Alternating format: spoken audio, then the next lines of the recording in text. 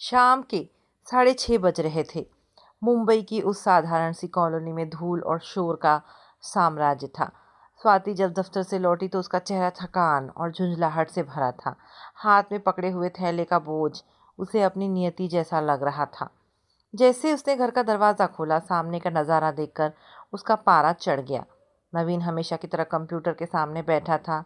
कमरे में रोशनी कम थी, बस मॉनिटर की नीली रोशनी नवीन के चेहरे पर पड़ रही थी, जिससे उसकी आंखें पथराई सी लग रही थी। ये क्या नवीन, तुम अभी भी तक कंप्यूटर में ही उलझे हो? स्वाति ने अपना बैग सोफे पर पटकते हुए तीखे स्वर में कहा। नवीन ने मुड़कर भी नहीं देखा। उसकी उंगलियां कीबोर्ड पर तेजी से चल रही थी। उसने उसी ठंडे और तीखे स्वर में उत्तर दिया, कंप्यूटर में उलझा नहीं हूँ, काम कर रहा हूँ। ऐसा क्या कर रहे हो सुबह से? घर की हालत देखी है, बच्चे भूखे बैठे हैं और तुम? स्वाति की आवाज़ ऊंची होती गई। हर बात तुम्हें बतानी आवश्यक नहीं है और कृपया मेरे काम में विघ्न मत डालो। नवीन ने बिना पीछे मुड़े उसे झिड़क दिया। स्वाति का धैर्य जवाब दे गया। उसने चिल्लाकर कहा, बताने को है भी क्या तुम्हारे पास?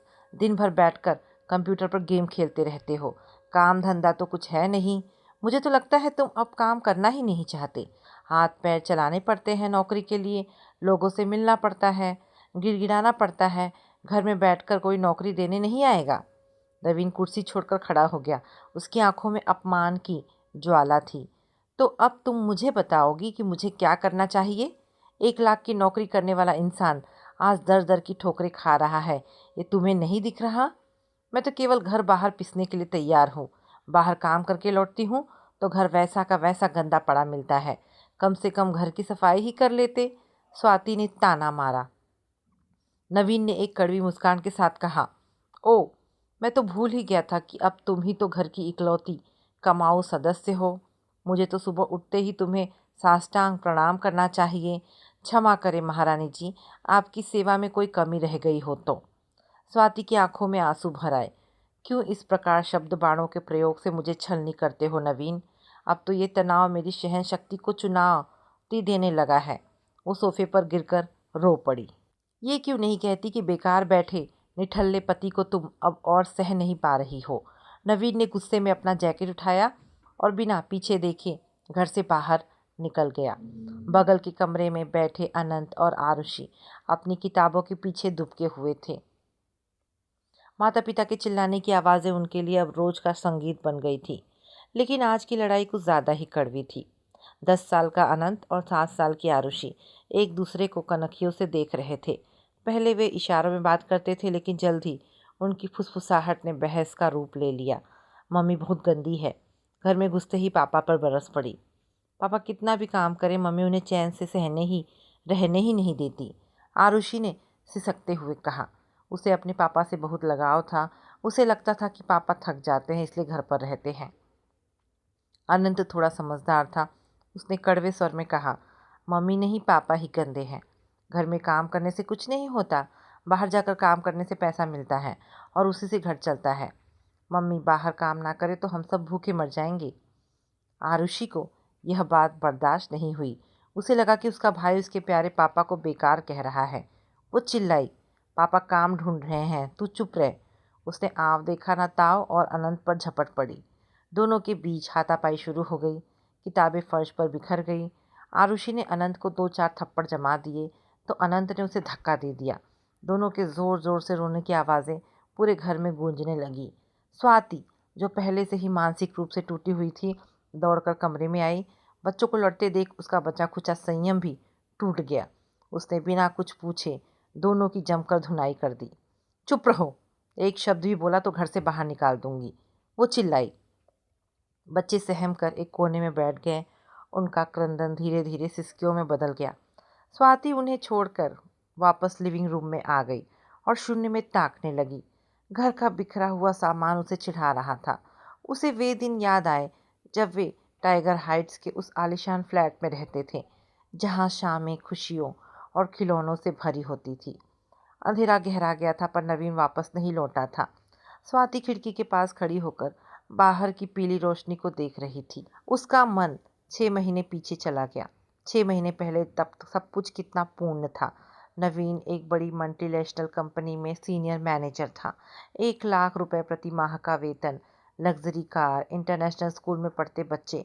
और स्वाति ने अपनी नौकरी को, जो उसने सिर्फ शौक के लिए शुरू की थी, फिर अचानक आर्थिक मंदी का नाम का दैत्य आया और नवीन की नौकरी निकल गया। पहले लगा कि ये कुछ दिनों की बात है, नवीन को दूसरी नौकरी तुरंत मिल जाएगी, लेकिन हफ्ते महीनों में बदल गए। पैसे की तंगी ने उन्हें मजबूर कर दिया कि वे पॉश इलाके के 3 बेडरूम वाले फ्लैट को छोड़कर इस साधारण सी कॉलोनी के 1 कमरे वाले फ्लैट में आ जाए। 2 कारों में से एक बेचनी पड़ी। नौकरानियों की फौज विदा हो गई। सबसे ज़्यादा दर्दनाक था बच्चों का स्कूल बदलना। स्वाति को आज भी याद है जब उसने अनंत से कहा था, बेटा तुम्हारे पुराने स्कूल में पढ़ाई अच्छी नहीं हो रही थी, इसलिए हम तुम्हें मॉडर्न स्कूल में डाल रहे हैं।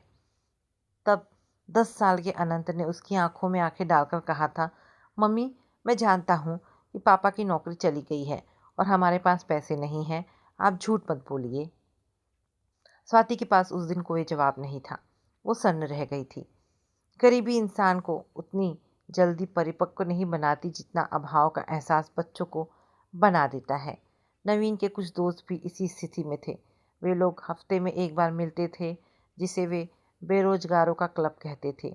वे एक दूसरे का मजाक उड़ाकर अपने दर्द को कम करने की कोशिश करते थे, लेकिन स्वाति जानती थी कि नवीन अंदर ही अंदर मर रहा है। उसका स्वाभिमान उसे रोज काटता था। स्वाति को खुद पर ग्लानि हुई। उसने सोचा, मैंने बच्चों को क्यों मारा? वे तो बस इस घुटन को बाहर निकाल रहे थे। वो धीरे से बच्चों के कमरे में गई। दोनों भाई बहन अभी भी एक दूसरे से सटकर बैठे थे, जैसे बाहरी दुनिया के हमलों से खुद को बचा रहे हो। स्वाति बच्चों को सुलाकर लिविंग रूम के उस पुराने सोफे पर बैठ गई, जिसकी गद्दियां अब जवाब देने लगी थी। दीवार पर टंगी घड़ी की टिक टिक सन्नाटे को और गहरा कर रही थी। दीवार पर टंगी घड़ी की टिक टिक सन्नाटे को और गहरा कर रही थी। बाहर गली में आवारा कुत्तों के भौंकने की आवाज़ें आ रही थी। ये उस शोर से बिल्कुल अलग था जिसकी स्वाति को टाइगर हाइट्स में आदत थी। वहाँ तो रातें मखमली होती थी। एयर कंडीशनर की हल्की सरसराहट और खिड़की के बाहर चमकती शहर की रोशनियाँ एक सुरक्षा का एहसास दिलाती थी। उसने अपनी आंखें बंद की और 6 महीने पीछे चली गई। उस दिन स्वाति का जन्मदिन था। उन्होंने शहर के सबसे महंगे होटल में पार्टी दी थी। नवीन ने उसे एक गोल्ड नेकलेस तोहफे में दिया था। उस वक्त नवीन के चेहरे पर जो आत्मविश्वास था वो किसी सम्राट से कम नहीं था। 1 लाख रुपए महीने का वेतन और ऊपर से मिलने वाले भत्ते, उन्हें लगता था कि दुनिया उनके कदमों में है। लेकिन फिर एक सोमवार की सुबह सब कुछ बदल गया। नवीन दफ्तर से दोपहर में ही लौट आया। उसका चेहरा सफ़ेद पड़ गया था। उसने बस इतना कहा था कि स्वाति कंपनी ने छटनी कर दी है, मेरा पद अब ख़त्म कर दिया गया है। शुरुआत में लगा कि ये छोटी सी बाधा है। नवीन के पास अनुभव था, डिग्री थी। उन्हें लगा कि 1-2 हफ्ते में कोई दूसरी कंपनी उसे हाथों हाथ उठा लेगी। लेकिन मंदी का दौर गहरा था। हर इंटरव्यू के बाद नवीन के कंधे थोड़े और झुक जाते थे। बचत का पैसा धीरे धीरे ख़त्म होने लगा। ईएमआई के नोटिस आने लगे। मजबूरी में उन्हें अपना वो आलीशान घर छोड़ना पड़ा। जिस दिन वे सामान पैक कर रहे थे, आरुषि अपनी गुड़ियों के घर को छोड़ने के लिए तैयार नहीं थी। वो रो रही थी, मम्मी मेरा कमरा यहाँ है, मैं कहीं नहीं जाऊँगी। स्वाति ने कलेजा पत्थर का करके उसे खींचा था। आज इस एक कमरे की फ्लैट में, जहाँ रसोई और बैठक के बीच बस एक पर्दा था, स्वाति को अपनी स्वतंत्रता और गरिमा दम तोड़ती महसूस होती थी। उसने अपनी साड़ी के पल्लू से आंखें पोंछी। नवीन अभी तक नहीं आया था। उसे डर लगने लगा था, क्या वो वाकई इतना टूट गया है कि कोई गलत कदम उठा लेगा? नहीं, नवीन ऐसा नहीं कर सकता। रात के 10 बज चुके थे। नवीन पार्क के कोने में बेंच पर बैठा अंधेरे को ताक रहा था। घर से निकलते समय जो गुस्सा था वह अब ठंडी राख बन चुका था। स्वाति की बातें कांटों की तरह चुभ रही थी, पर वो जानता था कि उनमें सच्चाई थी। वह वाकई घर पर बैठकर कंप्यूटर में उलझा रहता था, पर वो गेम नहीं खेल रहा था। वो कोडिंग के नए प्रोग्राम सीख रहा था, फ्रीलांसिंग के काम ढूंढ रहा था। लेकिन सफलता कोसों दूर थी। तभी उसे दूर से अपने दोस्त अजय की परछाई दिखी। अजय भी उसी बेरोजगार क्लब का हिस्सा था। अरे नवीन, तुम यहाँ घर नहीं गए? अजय ने पास आकर पूछा। नवीन ने एक फीकी मुस्कान दी। घर जाकर क्या करूँ अजय, वहाँ बस उलाहने और बच्चों की सिसकियाँ हैं। तुम्हें कुछ पता चला? मनीष का क्या हाल है? अजय के चेहरे पर उदासी छा गई। मनीष? वो बहुत तनाव में है नवीन। कल उसकी पत्नी सीमा से फिर झगड़ा हुआ। वो कह रही थी कि अगर इसी महीने बिजली का बिल नहीं भरा गया तो वो अपने मायके चली जाएगी। हम सब ने एक संगठन बनाया था कि एक दूसरे की मदद करेंगे, लेकिन जब सबकी जेबें खाली हो तो हम क्या मदद करेंगे? नवीन ने ठंडी आह भरी। सच है अजय, जब इंसान के पास पैसा होता है तो उसके 100 रिश्तेदार और दोस्त होते हैं। आज हम इस पार्क में बैठे हैं जैसे कोई कचरा ही हो। समाज हमें ऐसे देखता है जैसे बेरोजगार कोई संक्रामक बीमारी हो। अजय ने उसके कंधे पर हाथ रखा। हिम्मत मत हारो, मैंने सुना है कि लखनऊ की कुछ कंपनियां फिर से भर्तियां शुरू कर रही हैं। शायद हमें वहां कोशिश करनी चाहिए। नवीन ने सिर झुका लिया। लखनऊ? मेरे माता पिता वहीं हैं। अगर मैं वहां गया तो उन्हें पता चल जाएगा कि मैं हार गया हूँ। मेरे पिता मुझे हमेशा अपना गौरव मानते थे। मैं उनके सामने एक असफल इंसान बनकर नहीं खड़ा हो सकता। वे दोनों काफ़ी देर तक वहाँ बैठे रहे। दो पुरुष जो कभी अपनी कंपनियों के स्तंभ थे, आज एक पार की बेंच पर अपनी किस्मत का रोना रो रहे थे। अंधेरा और घना हो गया था और नवीन के मन में डर का एक नया बीज पनप रहा था। स्वाति की आंख लग गई थी, लेकिन मोबाइल की घंटी ने उसे झटके से जगा दिया। रात के 12 बज रहे थे। उसने सोचा नवीन होगा, पर स्क्रीन पर अमृता का नाम चमक रहा था। स्वाति, स्वाति, क्या नवीन घर पहुंच गए? अमृता की आवाज़ कांप रही थी। नहीं अमृता, वो तो 6 बजे के निकले हैं। क्या हुआ? तुम इतनी घबराई हुई क्यों हो? स्वाति का दिल ज़ोर ज़ोर से धड़कने लगा। स्वाति, बहुत अनर्थ हो गया। मनीष ने अपनी जान दे दी है। अमृता फफक कर रो पड़ी। स्वाति के हाथ से लगभग फ़ोन छूट ही गया। क्या? मनीष? वो तो कल तक हमारे साथ था। क्या कह रही हो तुम? अजय और नवीन वहीं गए हैं। पुलिस आई हुई है। सीमा का बुरा हाल है। स्वाति, मनीष और सीमा का शाम को किसी छोटी सी बात पर झगड़ा हुआ था, शायद राशन का सामान लाने को लेकर। सीमा गुस्से में बाहर गई और जब वापस लौटी तो मनीष ने पंखे से लटक कर जान दे दी थी। स्वाति को काट मार गया। उसके और नवीन के बीच भी तो अभी अभी वैसा ही झगड़ा हुआ था।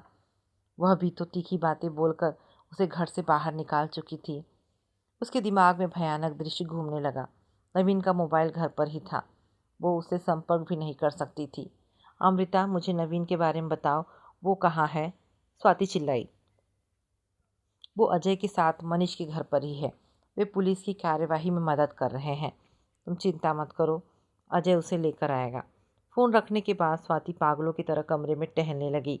उसे अपने कहे हर शब्द पर पछतावा हो रहा था। निठल्ला, बेकार, कामचोर, ये शब्द नहीं थे, ये तो जहर थे जो उसने नवीन के जख्मों पर छिड़के थे। वो बच्चों के कमरे की ओर भागी। वे सो रहे थे, पर उनके चेहरों पर अभी भी डर की लकीरें थी। उसने हाथ जोड़कर भगवान से प्रार्थना की, हे ईश्वर, नवीन को सही सलामत घर ले आओ। मैं कभी उनसे ऊंची आवाज़ में बात नहीं करूंगी। हमें कुछ नहीं चाहिए, बस हम साथ रहें। पूरी रात स्वाति ने जागकर बिताई। हर आहट पर वह दरवाजे की ओर भागती। सुबह के 5 बजे जब सीढ़ियों पर भारी कदमों की आवाज़ सुनाई दी तो बदहवास होकर बाहर निकली। नवीन खड़ा था। उसकी आंखों के नीचे काले घेरे थे और कपड़े अस्त व्यस्त थे। बिना एक शब्द बोले स्वाति उसके गले लग गई और फूट फूट कर रोने लगी। नवीन पत्थर की तरह खड़ा रहा। उसकी आंखों में आंसू भी नहीं थे, बस एक गहरी शून्यता थी। मनीष की मौत ने उसके अंदर के बचे खुचे आत्मविश्वास को भी झकझोर कर रख दिया था। मनीष की मौत के बाद वाली सुबह मुंबई की उस सड़क पर एक अजीब सी वीरानी लेकर आई थी। नवीन घर तो लौट आया था, लेकिन वो केवल शरीर था। उसकी आत्मा जैसे उस कमरे में ही रह गई थी जहां मनीष का शव पंखे से झूल रहा था। स्वाति ने उसे सहारा देकर बिस्तर पर बिठाया, उसके जूते उतारे और पानी का गिलास थमाया, पर नवीन ने एक घुट भी नहीं पिया। वो राशन लेने गई थी स्वाति। नवीन की आवाज़ इतनी धीमी थी कि स्वाति को सुनने के लिए उसके पास झुकना पड़ा। सिर्फ आधा किलो दाल और शक्कर के पीछे झगड़ा हुआ था। सीमा ने कहा था कि तुम ढंग से घर का राशन भी नहीं ला सकते, और मनीष ने, उसने अपनी पूरी जिंदगी का हिसाब कर लिया। स्वाति का कलेजा मुंह को आ गया। कल शाम उसने भी तो नवीन को घर की सफाई और पैसों के लिए कितना कुछ सुनाया था। क्या शब्द इतने घातक हो सकते हैं? नवीन, प्लीज़ ऐसा मत सोचो। मनीष कमज़ोर था। स्वाति ने उसके हाथ थामने की कोशिश की। कमज़ोर नहीं था स्वाति, वो थक गया था। नवीन ने उसकी आंखों में देखते हुए कहा, हम सब थक गए हैं। समाज हमसे उम्मीद करता है कि हम हमेशा प्रोवाइडर बने रहें, हमेशा कमा कर लाएं। जिस दिन हमारे हाथ खाली होते हैं उस दिन हमारी पहचान ख़त्म हो जाती है। आज मनीष मरा, कल शायद मैं। चुप रहो, स्वाति चिल्लाई और उसने नवीन के मुंह पर हाथ रख दिए। ऐसी बात दोबारा मत कहना। हम लड़ेंगे, हम एक कमरे में रहेंगे, आधा पेट खाएंगे, पर हम हार नहीं मानेंगे। उसी समय अनंत और आरुषि कमरे के दरवाजे पर आकर खड़े हो गए। उन्होंने अपने पापा को इस हालत में कभी नहीं देखा था। आरुषि दौड़कर आई और नवीन के गले लग गई। बच्चों के स्पर्श ने नवीन के अंदर का बांध तोड़ दिया और वो बच्चों की तरह सुबक सुबक कर रोने लगा। स्वाति समझ गई थी कि अब उसे केवल पत्नी नहीं बल्कि इस घर की ढाल बनना होगा। दोपहर तक मनीष के पिता दिल्ली से आ चुके थे। वे एक व्यापारी थे, लेकिन अपने इकलौते बेटे के शव के सामने वे एक टूटे हुए बूढ़े आदमी के अलावा कुछ नहीं थे। नवीन और अजय ने मिलकर अंतिम संस्कार की सारी व्यवस्था की। शमशान घाट पर धुएं और राख के बीच नवीन ने देखा कि सफलता और विफलता के मायने कितनी जल्दी बदल जाते हैं। मनीष की कंपनी का कोई भी बड़ा अधिकारी वहाँ नहीं था। वे लोग जिनके साथ मनीष ने रात रात भर जागकर प्रोजेक्ट्स पूरे किए थे, आज एक शोक संदेश भेजकर अपनी जिम्मेदारी पूरी कर चुके थे। अजय ने नवीन के कान में फुसफुसाया, देख रहे हो नवीन, कॉरपोरेट दुनिया के लिए हम बस एक एम्प्लॉय आईडी है। हमारे मरने से कंपनी को कोई फ़र्क नहीं पड़ता, बस हमारे परिवार की दुनिया उजड़ जाती है। मनीष के पिता ने नवीन को अलग ले जाकर बात की। बेटा, मैंने उसे कितनी बार कहा था कि दिल्ली आ जा, मेरा काम संभाल ले, पर उसे अपने कॉरपोरेट लाइफ और ईगो से प्यार था। आज देखो क्या मिला उसे। नवीन के पास कोई जवाब नहीं था। उसे अपने पिता की याद आई। क्या वह भी मनीष की तरह ही जिद कर रहा है? क्या उसका स्वाभिमान उसके परिवार की खुशियों से बड़ा है? चिता की आग की लपटों में उसे अपना ही भविष्य जलता हुआ दिखाई दे रहा था। उस दिन नवीन ने शमशान से लौटते समय एक फैसला किया, लेकिन वह अभी स्वाति को बताने की हिम्मत नहीं जुटा पा रहा था। मनीष के जाने के 15 दिन बाद सीमा अपना सामान समेट रही थी। उसके पिता उसे और उसके छोटे से बेटे को वापस दिल्ली ले जा रहे थे। स्वाति वहाँ उसकी मदद करने पहुँची थी। घर का नज़ारा दिल दहला देने वाला था। वही सोफ़े, वही टीवी, वही खिलौने जो कभी एक सुखी परिवार का हिस्सा थे, आज बेगाने लग रहे थे। सीमा की आंखों के आंसू सूख चुके थे। उसकी जगह एक पथराई हुई शून्यता थी। पता है स्वाति, सीमा ने एक पुराना फ़ोटो एल्बम बैग में रखते हुए कहा, जब हम इस घर में आए थे तो हमने सोचा था कि यह हमारा सपनों का महल है, लेकिन इन 4 दीवारों ने मेरे पति को निगल लिया। लोग कहते हैं खुद की जान लेना कायरता है, लेकिन कोई ये नहीं पूछता कि समाज ने उसे उस मोड़ तक पहुंचाने में कितनी मदद की। पड़ोस की कुछ औरतें बाहर खड़ी कानाफूसी कर रही थी। कोई कह रहा था कि सीमा बहुत तेज थी, पति को चैन से नहीं रहने देती थी, तो कोई कह रहा था कि मनीष को सट्टे की लत थी। स्वाति को उन पर बहुत गुस्सा आया। किसी की त्रासदी दूसरों के लिए बस गपशप का जरिया थी। जब सीमा कार में बैठने लगी तो उसने स्वाति का हाथ पकड़कर कहा, अपने नवीन का ख्याल रखना स्वाति, उसे कभी अकेला मत पड़ने देना। पुरुषों का अहंकार कांच की तरह होता है, एक बार टूट जाए तो सबको जख्मी कर देता है। स्वाति घर लौटी तो उसका मन भारी था। उसने देखा कि नवीन फिर से कंप्यूटर के सामने बैठा है, लेकिन आज वो चुपचाप नहीं बैठी। वो रसोई में गई, 2 कप कड़क चाय बनाई और 1 कप नवीन के पास ले जाकर रखी। नवीन, बहुत हुआ, अब हमें कुछ ठोस करना होगा, स्वाति ने दृढ़ता से कहा। नवीन ने स्क्रीन की तरफ इशारा किया। मैं वही कर रहा हूँ स्वाति, मैंने पिछले 3 दिनों में 20 से ज़्यादा कंपनियों को अपना पोर्टफोलियो भेजा है और मैंने पापा को फ़ोन किया था। स्वाति चौंक गई। पापा को? लखनऊ में पापा को? नवीन ने धीरे से सिर हिलाया। हाँ, अब ईगो पालने का वक्त ख़त्म हो गया है। अगर हमें बच्चों के भविष्य के लिए झुकना पड़ा तो मैं झुकने को तैयार हूँ। नवीन ने जब लखनऊ में अपने पिता श्री विश्वनाथ जी को फ़ोन लगाया तो उसकी आवाज़ लड़खड़ा रही थी। पापा, मैं नवीन बोल रहा हूँ। उधर से एक पल का सन्नाटा आया, फिर एक गंभीर और स्नेहिल आवाज़ गूंजी। बेटा, मुझे पता था कि तुम फ़ोन करोगे। मनीष के बारे में सुनकर बहुत दुख हुआ। उसके रिश्तेदारों ने मुझे सब बताया। नवीन की आंखों में आंसू आ गए। उसे लगा कि वो अपनी सारी असफलताओं का बोझ अपने पिता के कंधों पर रख सकता है।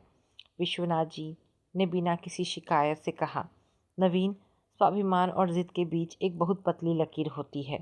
तुम मेरे इकलौते बेटे हो। लखनऊ तुम्हारा घर है, यहाँ आओ, साथ रहो। यहाँ काम की कमी नहीं है, बस नज़रिया बदलने की ज़रूरत है।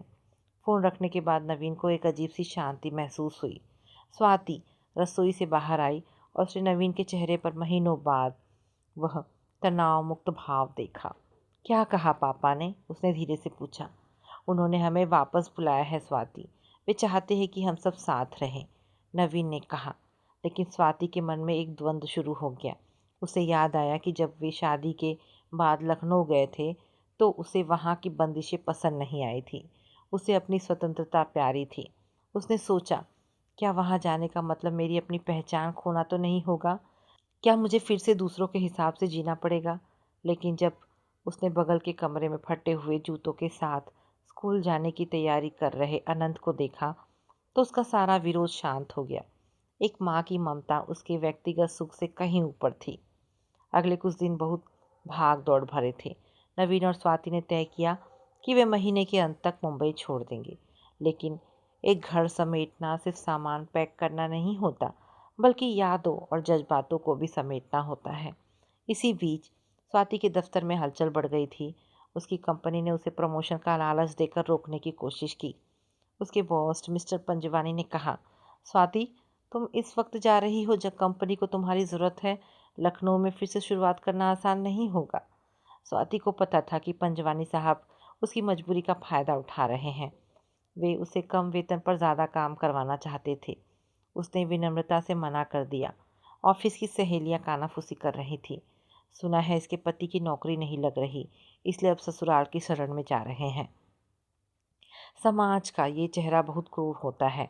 जब आप सफल होते हैं तो लोग आपकी मेहनत की तारीफ करते हैं, लेकिन जैसे ही आप गिरते हैं वही लोग आपके फैसलों पर उंगलियां उठाने लगते हैं।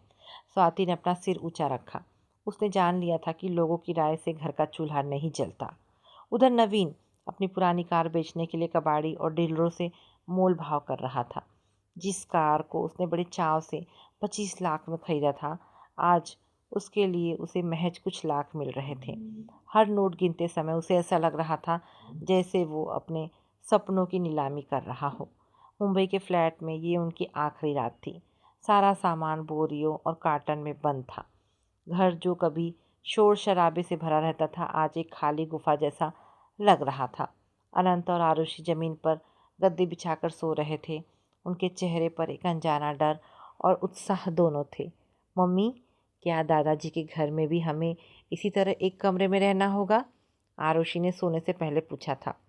स्वाति ने उसे चूमते हुए कहा था, नहीं बेटा, वहाँ बहुत बड़ा बगीचा है और तुम्हारे लिए एक अलग कमरा भी। नवीन बालकनी में खड़ा मुंबई की गगनचुंबी इमारतों को देख रहा था। ये वही इमारतें थी जहाँ उसने 10 साल तक अपना पसीना बहाया था। उसने स्वाति को पास बुलाया और उसका हाथ पकड़ लिया। स्वाति, मुझे माफ़ कर देना, मैंने तुम्हें और बच्चों को बहुत दुख दिए। मनीष की घटना ने मेरी आंखें खोल दी।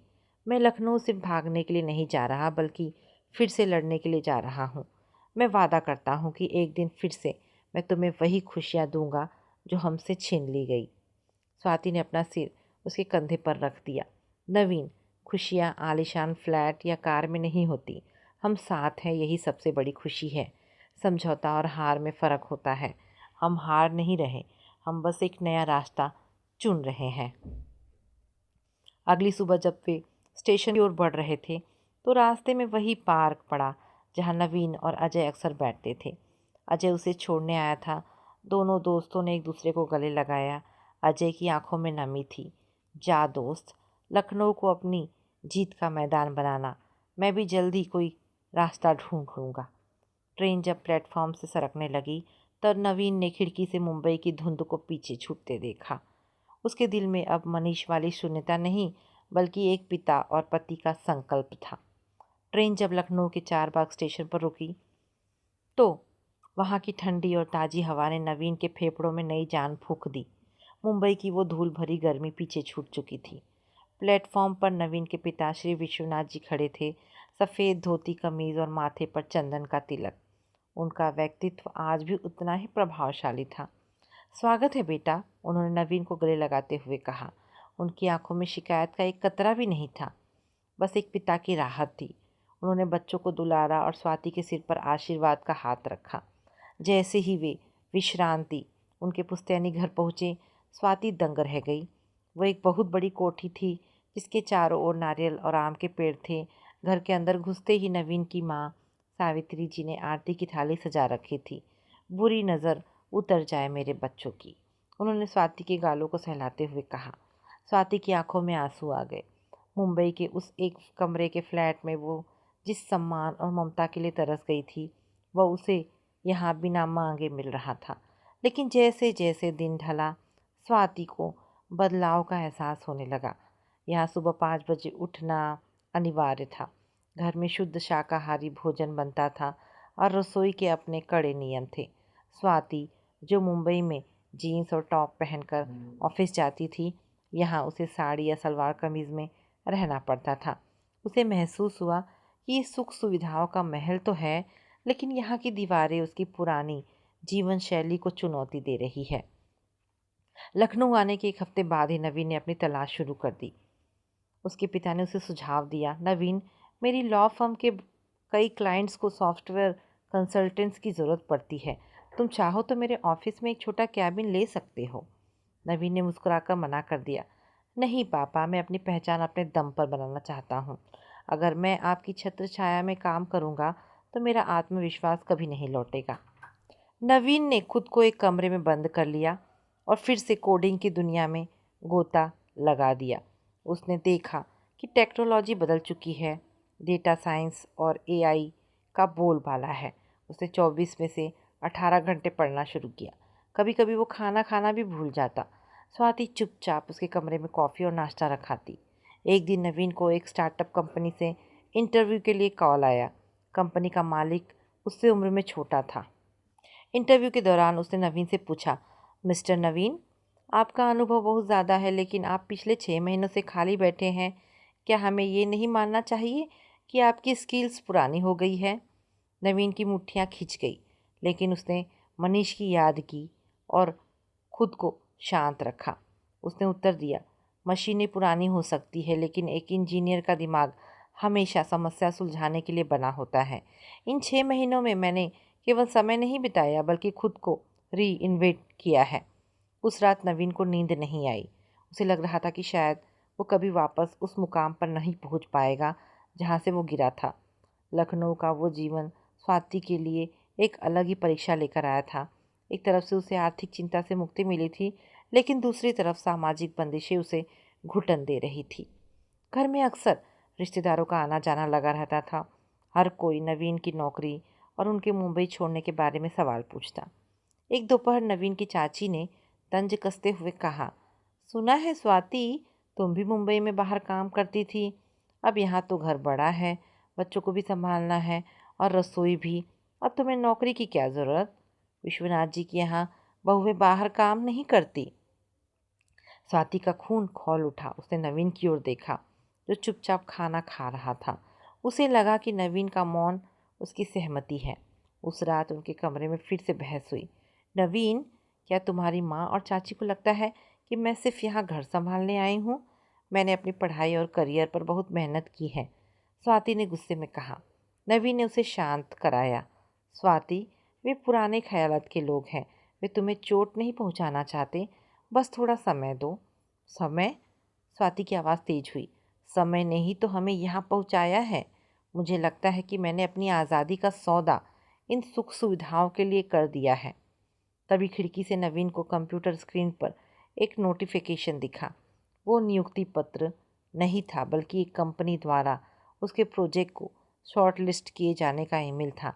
नवीन ने शांति नवीन ने स्वाति का हाथ पकड़ा और कहा, सब्र करो स्वाति, हम यहाँ हमेशा के लिए दबने नहीं आए हैं, ये सिर्फ एक पड़ाव है। नवीन को उस रात नींद नहीं आई। जिस प्रोजेक्ट को एक बड़ी टेक फर्म ने शॉर्टलिस्ट किया था, वो उसका अपना बनाया हुआ एक ई कॉमर्स लॉजिस्टिक्स एल्गोरिदम था। अगले दिन उसका इंटरव्यू एक वीडियो कॉल के जरिए होना था।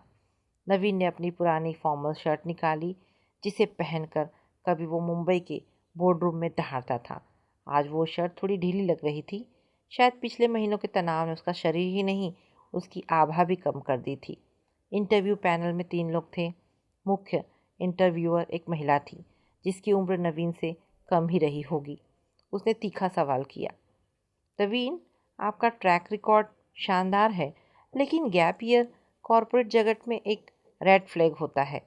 आपने इस दौरान क्या सीखा? नवीन ने गहरी सांस ली। उसे मनीष की वो फटी हुई राशन वाली थैली याद आई। उसे स्वाति के शब्द बाण याद आए। उसने बहुत सधे हुए स्वर में कहा, मैंने ये सीखा कि जब सॉफ्टवेयर क्रैश होता है तो हम उसे रिबूट करते हैं। इंसान की ज़िंदगी भी वैसी ही है। इस गैप ने मुझे विनम्रता सिखाई और वो तकनीक सिखाई जो शायद मैं एक ऊंचे पद पर बैठकर कभी नहीं सीख पाता। मैंने खुद को अपग्रेड किया है, आउटडेट नहीं। 1 घंटे के गहन तकनीकी विमर्श के बाद पैनल के चेहरों पर संतुष्टि दिखी। जब कॉल कटी तो नवीन का गला सूख चुका था। वो कमरे से बाहर निकला तो देखा कि स्वाति और उसके पिता विश्वनाथ जी गलियारे में खड़े थे। उनकी आंखों में वही प्रश्न था, क्या हुआ? नवीन ने बस एक छोटी सी मुस्कान दी और कहा, शायद बात बन गई है। उधर स्वाति के भीतर एक ज्वालामुखी धधक रहा था। चाची और घर की अन्य महिलाओं की बातों ने उसे एहसास करा दिया था कि अगर वह अब नहीं बोली तो वो हमेशा के लिए एक आज्ञाकारी बहू बनकर रह जाएगी। उसे अपना वजूद मिटता हुआ महसूस हो रहा था। उस दिन दोपहर में जब सब खाने की मेज पर बैठे थे तो स्वाति ने अचानक घोषणा की, पापा जी, मैंने पास के ही एक इंटरनेशनल स्कूल में एडमिनिस्ट्रेटर के पद के लिए आवेदन किया था। आज मेरा चयन हो गया है। मैं अगले सोमवार से काम शुरू कर रही हूँ। मेज पर सन्नाटा छा गया। चाची ने अपना निवाला बीच में ही रोक दिया। सावित्री जी ने नवीन की ओर देखा, ये उम्मीद करते हुए कि वो कुछ कहेगा। विश्वनाथ जी ने चश्मा उतारकर मेज पर रखा और शांत स्वर में बोले, स्वाति बेटा, क्या तुम्हें यहाँ कोई कमी है? नवीन की नौकरी भी अब लगने ही वाली है। तुम्हें बाहर जाकर काम करने की क्या आवश्यकता है? हमारे खानदान की मर्यादा मर्यादा भूखे पेट नहीं रहती पापा जी। स्वाति ने बहुत विनम्रता लेकिन दृढ़ता से कहा, जब मुंबई में हमारे पास कुछ नहीं था तब मेरा काम ही हमारा सहारा बना था। मैं घर में बैठकर सिर्फ रसोई और मेहमानों की चर्चा नहीं कर सकती। मुझे अपनी पहचान प्यारी है और मर्यादा काम करने से नहीं, गलत काम करने से गिरती है। नवीन ने देखा कि स्वाति की आंखों में वही चमक थी जो उसने सालों पहले देखी थी। उसने अपने पिता का हाथ थामकर कहा, पापा, स्वाति सही कह रही है।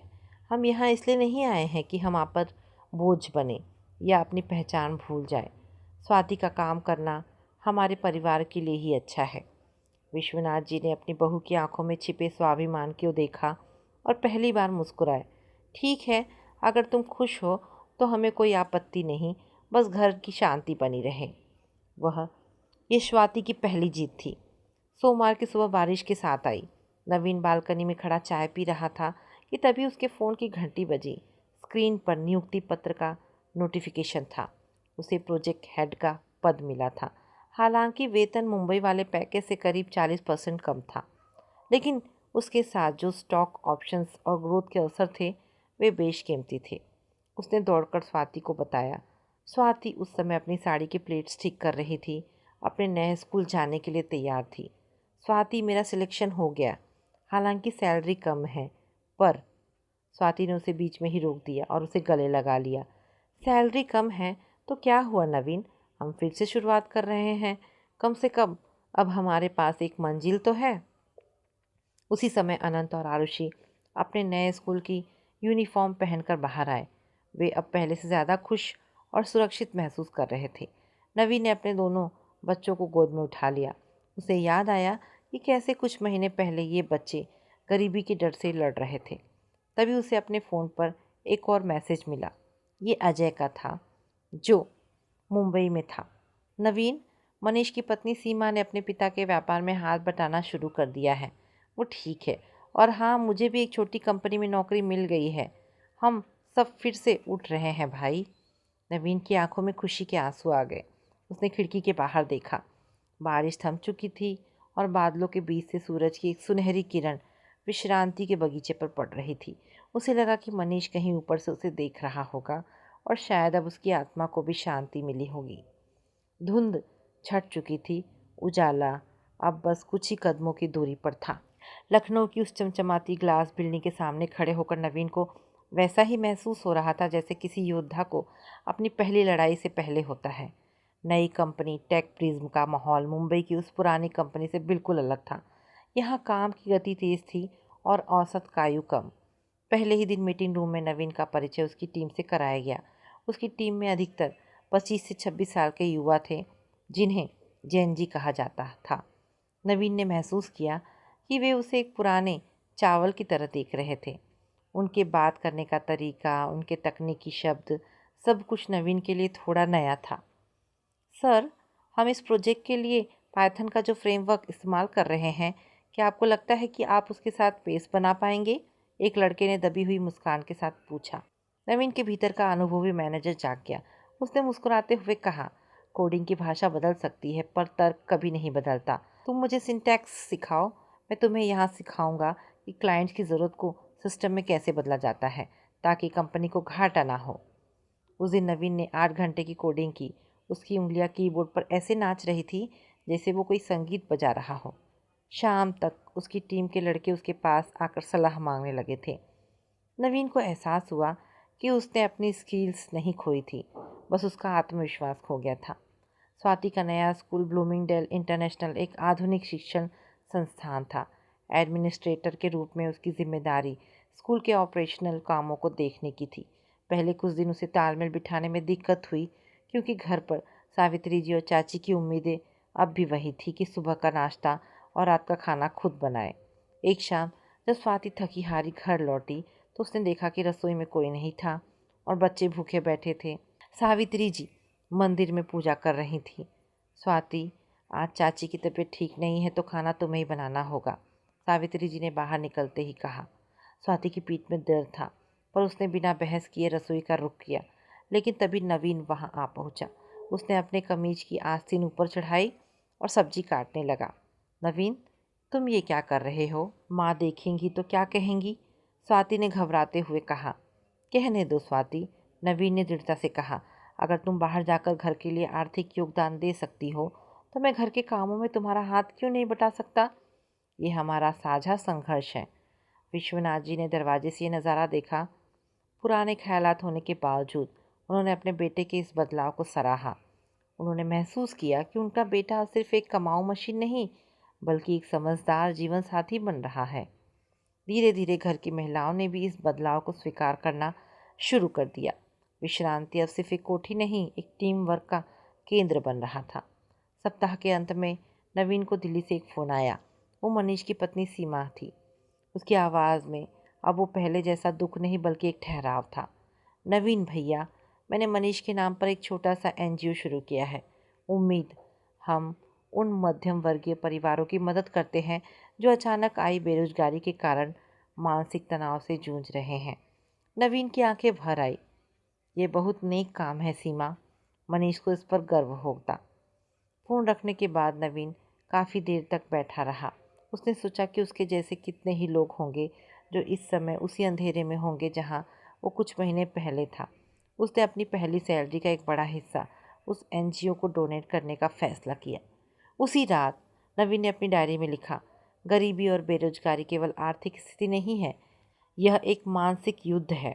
हम इसलिए नहीं गिरते क्योंकि हमारे पास पैसा नहीं है, हम इसलिए गिरते हैं क्योंकि हम खुद को अकेला महसूस करने लगते हैं। स्वाति ने उसके कंधे पर हाथ रखा। क्या सोच रहे हो?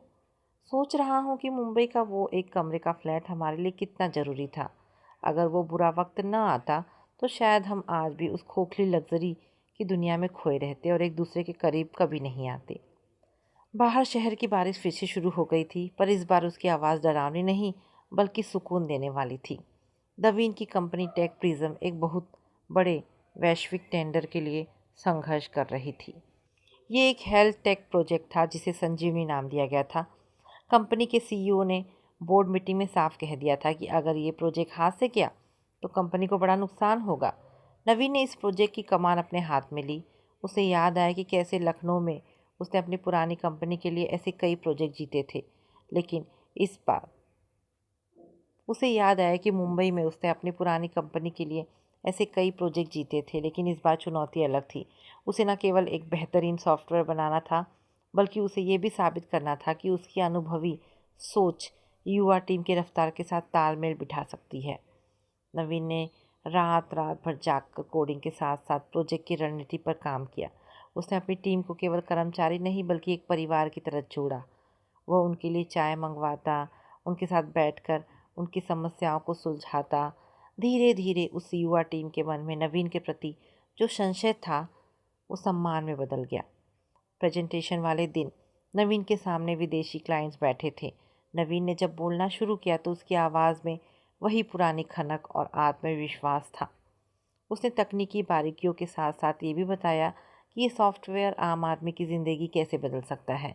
जब प्रेजेंटेशन ख़त्म हुआ तो पूरा हॉल तालियों से गूंज उठा। नवीन को उसी वक्त पता चल गया था कि उसने न केवल अपनी कंपनी के लिए प्रोजेक्ट जीत लिया है बल्कि खुद से अपनी खोई हुई गरिमा भी वापस जीत ली है। स्वाति के स्कूल में वार्षिक उत्सव की तैयारियां चल रही थी। एडमिनिस्ट्रेटर एडमिनिस्ट्रेटर होने के नाते सारा बोझ उसी के कंधों पर था। उसने अपनी बुद्धिमत्ता और प्रबंधकीय कौशल से स्कूल के खर्चों में 20% की कमी की और शिक्षा के स्तर को सुधारने के लिए नए सुझाव दिए। उत्सव के दिन स्कूल के चेयरमैन ने स्वाति को मंच पर बुलाया। श्रीमती स्वाति नवीन त्रिपाठी ने पिछले कुछ महीनों में इस स्कूल को जो नई दिशा दी है वो काबिले तारीफ़ है। हम उन्हें best employ of the year के सम्मान से नवाजते हैं। कोठी में ये खबर आग की तरफ फैल गई। वही चाची जो कभी स्वाति के बाहर काम करने पर ताने देती थी, आज पड़ोसियों को गर्व से बता रही थी, हमारी स्वाति का स्कूल में बहुत बड़ा नाम है, बड़े बड़े लोग उसे नमस्ते करते हैं। स्वाति को उस दिन एहसास हुआ कि समाज केवल सफलता का सम्मान करता है। जब आप संघर्ष कर रहे होते हैं तो लोग आप पर पत्थर मारते हैं, और जब आप सफल हो जाते हैं तो वही लोग उन पत्थरों से आपका स्मारक बनाते हैं। उस रात जब वो घर लौटी तो उसने देखा कि उसकी सास सावित्री जी ने उसके लिए उसकी पसंद की खीर बनाई थी। स्वाति बेटा, मुझे माफ़ कर देना, मैं तुम्हारी उड़ान को नहीं समझ पाई थी, सावित्री जी ने उसका सिर सहलाते हुए कहा। स्वाति की आंखों में खुशी के आंसू निकल पड़े। उसे अपनी आज़ादी और सम्मान दोनों मिल चुके थे। नवीन को कंपनी की तरफ से एक बहुत बड़ा बोनस और प्रमोशन मिला। उसने तय किया कि वह इस खुशी को अपने परिवार और दोस्तों के साथ मनाएगा। कोठी को रोशनी से सजाया गया। नवीन ने मुंबई से अजय और अमृता को भी आमंत्रित किया। जब अजय और अमृता आए तो वे घर का वैभव देखकर दंग रह गए, लेकिन उनके लिए सबसे बड़ी खुशी नवीन और स्वाति के चेहरों पर सुकून और प्यार देखना था। याद है नवीन, वो पार्क की बेंच? अजय ने कोल्ड ड्रिंक का गिलास हाथ में लेते हुए धीरे से कहा। कैसे भूल सकता हूँ अजय, उस बेंच ने मुझे ये सिखाया कि जब सब कुछ छीन लिया जाता है तब भी हमारे पास कोशिश करने की ताकत बची रहती है, नवीन ने भावुक होकर उत्तर दिया। पार्टी के बीच में ही नवीन ने अपनी पहली कार जो उसने बेची थी उसी मॉडल की एक नई कार के आने की घोषणा की। लेकिन इस बार उस कार का स्वागत एक स्टेटस सिंबल के रूप में नहीं बल्कि एक उपलब्धि के रूप में किया था। अनंत और आरुषि अपने दोस्तों के साथ बगीचे में खेल रहे थे। उनके चेहरे अब गरीबी की परछाइयों से मुक्त थे। नवीन और स्वाति एक दूसरे का हाथ थामे दूर खड़े उन्हें देख रहे थे। स्वाति ने नवीन के कान में फुसफुसाया, नवीन, क्या तुम्हें अब भी लगता है कि लखनऊ आना एक समझौता था? नवीन ने मुस्कुराकर उसे अपने और करीब खींच लिया। नहीं स्वाति, ये एक रीबूट था, हमारी ज़िंदगी का सबसे बेहतरीन अपग्रेड। नवीन का नया पद वाइस प्रेसिडेंट केवल एक पदवी तक नहीं थी बल्कि उसकी मेहनत और धैर्य का प्रमाण पत्र था। अब उसके पास अपनी टीम चुनने और कंपनी की नीतियां बनने की शक्ति थी। नवीन ने अपनी पहली आधिकारिक मीटिंग में एक क्रांतिकारी प्रस्ताव रखा। हमें करियर ब्रेक लेने वाले प्रोफेशनल्स के लिए एक विशेष भर्ती प्रोग्राम शुरू करना चाहिए। नवीन ने बोर्ड के सामने कहा, मंदी के कारण जिन लोगों की नौकरियां गई हैं वे अयोग्य नहीं हैं, बस बदकिस्मत है, हमें उन्हें एक मौका देना चाहिए। बोर्ड के कुछ सदस्यों ने विरोध किया, लेकिन नवीन के पास ठोस तर्क थे। उसने खुद का उदाहरण देते हुए बताया कि कैसे एक ब्रेक ने उसे और अधिक परिपक्व बनाया। प्रोग्राम को मंजूरी मिल गई और नवीन ने इसका नाम रखा प्रोजेक्ट मनीष। ये उसके दोस्त को सच्ची श्रद्धांजलि थी, जिसने बीच रास्ते में ही साथ छोड़ दिया था। इस बीच नवीन और स्वाति ने अपने पुराने कर्ज चुका दिए थे। अब वे आर्थिक रूप से इतने सक्षम थे कि लखनऊ के किसी भी पॉश इलाके में अपना अलग घर ले सके। एक शाम नवीन ने स्वाति से इस बारे में बात की। स्वाति, अब हम अपना खुद का घर ले सकते हैं। तुम्हें शायद यहाँ रहने में अब भी थोड़ी घुटन महसूस होती होगी, नवीन ने पूछा। स्वाति खिड़की से बाहर देख रही थी, जहाँ सावित्री जी बच्चों को बगीचे में कहानियाँ सुना रही थी। उसने मुस्कुराकर कहा, नवीन, ईंट पत्थर के घर तो हमने बहुत देखे हैं, पर ये परिवार हमें बड़ी मुश्किल से मिला है। पापा जी और मम्मी जी का साथ अब घुटन नहीं सुकून देता है। हम यहीं रहेंगे, अपनों के साथ। स्वाति के स्कूल में अब उसे एक सख्त लेकिन संवेदनशील लीडर के रूप में जाना जाता था। उसने महसूस किया कि बच्चों की शिक्षा केवल किताबों तक सीमित नहीं होनी चाहिए। उसने स्कूल में इमोशनल इंटेलिजेंस की क्लास शुरू करवाई, ताकि बच्चे हार और जीत के मानसिक दबाव को संभालना सीख सके। उसी दौरान नवीन की चाची के बेटे राहुल की नौकरी भी खतरे में पड़ गई। चाची, जो कभी स्वाति पर तंज कसती थी, आज रोते हुए उसके पास आई। स्वाति बेटा, राहुल बहुत परेशान है। सुना है उसकी कंपनी उसे निकालने वाली है। तुम तो उस दुनिया को जानती हो, कुछ मदद करो। स्वाति ने चाची का हाथ थाम लिया। उसके मन में कोई कड़वाहट नहीं थी। चिंता मत कीजिए चाची, नवीन और मैं राहुल से बात करेंगे, उसे सही मार्गदर्शन देंगे। उस शाम नवीन और स्वाति ने राहुल को पास बिठाकर समझाया। उन्होंने उसे नौकरी खोने के डर से ज़्यादा स्किल्स बढ़ाने पर ध्यान देने को कहा। नवीन ने राहुल को अपनी कंपनी के प्रोजेक्ट के बारे में बताया। चाची की आंखों में अब स्वाति के लिए उपहास नहीं, बल्कि अगाध सम्मान था। घर की कला अब पूरी तरह से सहयोग में बदल चुकी थी। विश्रांति कोठी अब अपनी सार्थकता सिद्ध कर रही थी। यहाँ सबको शांति मिल रही थी। एक दिन अचानक नवीन को मुंबई से उसकी पुरानी कंपनी के एचआर का फ़ोन आया। वही कंपनी जिसने उसे 6 महीने पहले बिना किसी पूर्व सूचना के निकाल दिया था। मिस्टर नवीन, हम अपना ऑपरेशंस फिर से विस्तार दे रहे हैं और हमें आपकी योग्यता का कोई लीडर नहीं मिल रहा है। क्या आप वापस आना चाहेंगे?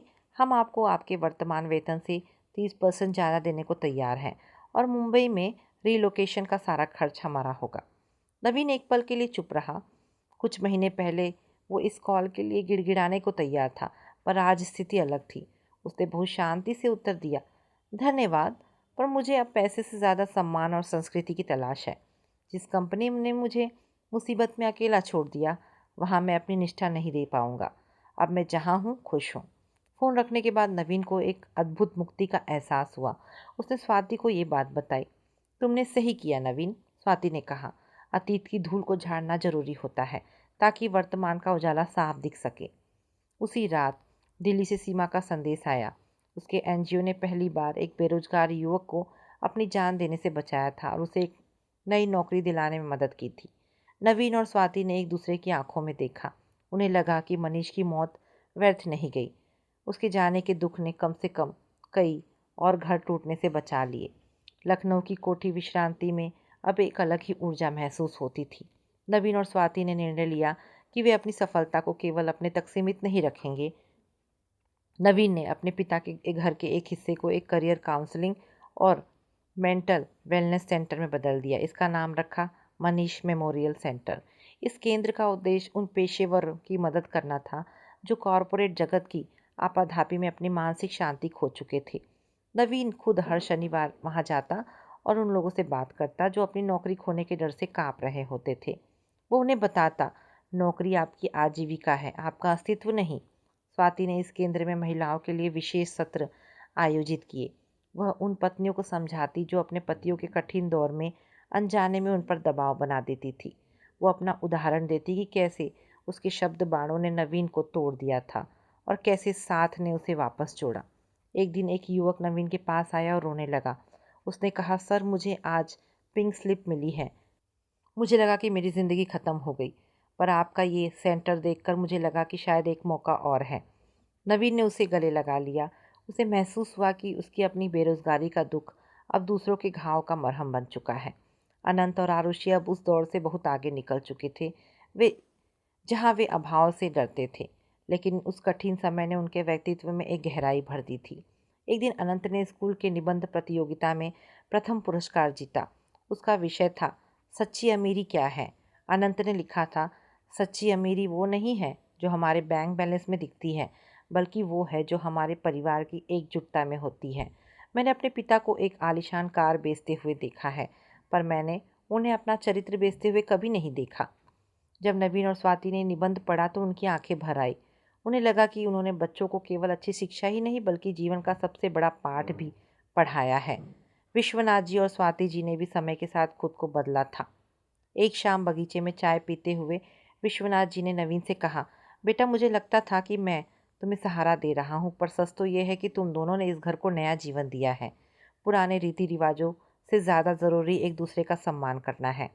स्वाति ने महसूस किया कि अब उसे साड़ी या रसोई के नियमों से नहीं बल्कि उसकी बुद्धिमत्ता से पहचाना जाता है। घर में अब मर्यादा का अर्थ खामोशी नहीं बल्कि संवाद बन चुका था। अंतिम दृश्य लखनऊ की एक ढलती हुई सुनहरी शाम का है। नवीन की कंपनी को एशिया का मोस्ट एम्पैथेटिक वर्कप्लेस, सबसे संवेदनशील कार्यस्थल का पुरस्कार मिला था। समारोह के बाद नवीन और स्वाति अपने उसी पुराने पार्क की याद ताज़ा करने के लिए लखनऊ के गार्डन में बैठे थे। आसपास लोग टहल रहे थे, बच्चे खेल रहे थे और दूर कहीं संगीत बज रहा था। नवीन ने स्वाति का हाथ अपने हाथ में लिया। स्वाति, आज से 1 साल पहले मुंबई के उस छोटे से कमरे में क्या तुमने सोचा था कि हम यहाँ होंगे? स्वाति ने मुस्कुराकर अपना सिर उसके कंधे पर रख दिया। नहीं नवीन, तब तो सिर्फ धुंध ही धुंध थी, पर आज समझ आता है कि वो धुंध जरूरी थी। अगर वो अंधेरा ना आता तो हमें इस रोशनी की कदर कभी नहीं होती। नवीन ने जेब से एक छोटा सा लिफाफा निकाला। वो मनीष मेमोरियल की ओर से सीमा के एनजीओ को भेजा गया एक बड़ा डोनेशन चेक था। उन्होंने तय किया था कि वे हर साल मनीष के जन्मदिन पर दिल्ली जाएंगे और उन लोगों से मिलेंगे जो अभी भी संघर्ष कर रहे हैं। आसमान में तारे उभर आए थे। नवीन ने लंबी सांस ली और महसूस किया कि अब उसके सीने में कोई बोझ नहीं था। उसने अपनी हार को स्वीकार किया था, उसे जिया था और फिर उसे अपनी जीत में बदल दिया था। स्वाति उठी और बोली, चलो नवीन, घर चलते हैं। बच्चे इंतज़ार कर रहे होंगे और माँ ने आज सबके लिए साथ में डिनर रखा है। वे दोनों एक दूसरे का हाथ थामे अपनी कार की ओर बढ़ गए। अब उनके पास मंजिल भी थी और उस मंजिल तक पहुंचने के लिए एक दूसरे का अटूट साथ भी। दोस्तों, ये केवल एक कहानी नहीं थी, एक विश्वास है कि जब तक प्रेम और धैर्य साथ है, कोई भी आर्थिक मंदी किसी परिवार की सुख शांति को हमेशा के लिए नहीं छीन सकती। दोस्तों, ये कहानी उन लाखों परिवारों को समर्पित है जो उतार चढ़ाव के बीच भी हार नहीं मानते। तो दोस्तों, ये कहानी यहाँ पर समाप्त होती है। आशा करती हूँ कहानी पसंद आई होगी। अगर कहानी पसंद आई है तो प्लीज़ इसे लाइक एंड शेयर करें। दोस्तों, ऐसी ढेरों पारिवारिक और शिक्षाप्रद कहानी सुनने के लिए मेरे चैनल को प्लीज़ सब्सक्राइब करें। धन्यवाद दोस्तों, मिलते हैं एक नई कहानी के साथ।